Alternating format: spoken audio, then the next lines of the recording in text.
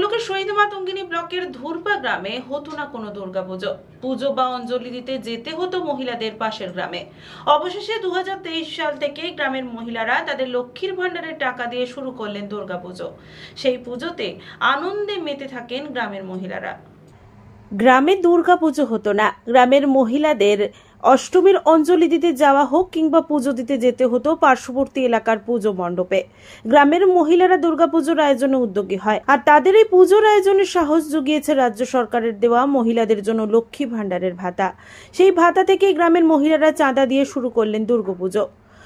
Actually পুজো শুরুর কারণ বলতে দেখুন, কাছাকাছি পুজো আমরা সেইভাবে নেই। আমাদের মহিলাদের সমস্ত কিছু মানে অঞ্জলি দেওয়া হোক, আনন্দ হোক, যাই হোক, সবকিছুটাই উপভোগ করার জন্য আমাদেরকে দূরেই যেতে হতো সবসময়। তো আমরা এটাই চিন্তা ভাবনা করেছিলাম যে যদি আমাদের, যেহেতু এটা অনেক বড় পুজো বা আনন্দটা অনেকটা জায়গা জুড়ে, তো সেই সূত্রে আমরা ভাবনা চিন্তা করলাম যে আমরা যদি নিজেরা যদি এইভাবে একটা পুজো করতে পারি মহিলারা সবাই মিলে, তো সেটাই ভাবনা চিন্তা। কিন্তু ব্যাপারটা হচ্ছে যে কোনো তো আমাদের টাকা পয়সা ছিল না, মহিলাদের সেইভাবে স্বাবলম্বী আমরা নয়।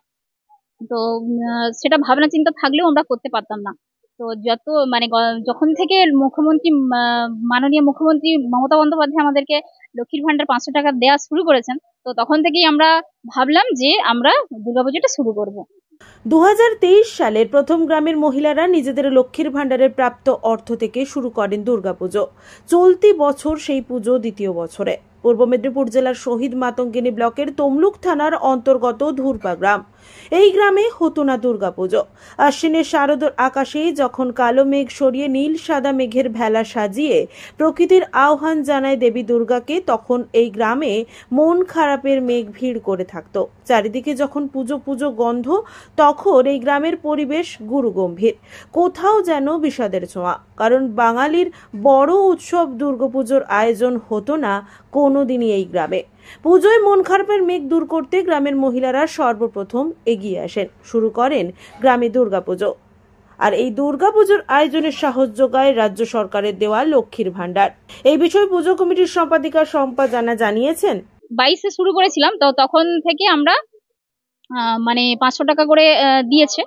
আর হচ্ছে গিয়ে তখন ছিল 80 জন মহিলা, এখন 100 জন হয়ে গেছে। প্রত্যেকেই 500 টাকা করে দিত। তো গত বছর থেকে যখন 1000 টাকা করে হয়েছে, প্রত্যেকেই 1000 টাকা করেই দেয়। সাহায্য ওনারা কিভাবে করেন, ওনারাও কিছু টাকা দিয়ে সাহায্য করেন। তারপরে আমাদের এই কালেকশন করে আমরা পুজোটা এগিয়ে নিয়ে যাচ্ছি। চাচ্ছি পুজোটা আরো বড় হোক, ভালোভাবে হোক, সবসময় চালিয়ে যেতে, আর সরকারি সহযোগিতা পেলে আরো ভালো হবে। তমলুকের এই ধুরপা গ্রামের মাতৃশক্তির পুজো কমিটিতে মোট 80 থেকে 90 জন মহিলা রয়েছেন। মহিলারা তাদের লক্ষ্মীর ভান্ডারের প্রাপ্ত টাকা থেকে 1 মাসের টাকা দুর্গাপুজোর আয়োজনে তুলে দেন। এর পাশাপাশি মহিলারা পাড়ায় পুজোর জন্য চাঁদা আদায় করেন। মহিলারা জানিয়েছেন, এই পুজো আয়োজনের সব থেকে বড় সাহস জুগিয়েছে রাজ্য সরকারের লক্ষ্মীর ভান্ডার প্রকল্প। আমাদের সম্ভব হয়েছে মূলত আমরা যে এই লক্ষ্মীর ভান্ডারটা পাচ্ছি, সেই টাকা থেকেই আমরা সব বাড়ির মেয়েরা মিলে আমরা আলোচনা করলাম যে এখান থেকেই কিছুটা দিলেই আমাদের, তবুও তো দুর্গাপুজোয় আমাদের এই টাকায় হয় না, তবু আমরা কিছুটা কারেকশন করে বাড়ি বাড়ি গিয়ে এভাবেই চলছে আমাদের পুজোটা। কেন আমাদের তো যেহেতু সব বয়স্ক যারা আছে বাড়ির, তারাও তো ওনাদেরকে বাইরে যেতে হয় পুজো দেখতে, অনেকে যেতেও পারেন না। তার জন্য এবার পুরো ফ্যামিলির সবাই, সবার তো সবসময় সম্ভব হয়ে ওঠে না বাড়ির সবাইকে যাওয়ার জন্য দূরে কোথাও। তাই জন্য বললো যে আমাদের গ্রামেই যদি পুজোটা হয়, এখানে থাকলে সবাই সপরিবারে আমরা পুজোটা দেখতে পারবো, আনন্দ করতে পারবো 5টা দিন। না, আমাদের অনুষ্ঠান 4 দিনই যে মায়ের যে পুজো হচ্ছে, 4 দিনই আমাদের অনুষ্ঠানও বাড়ছে।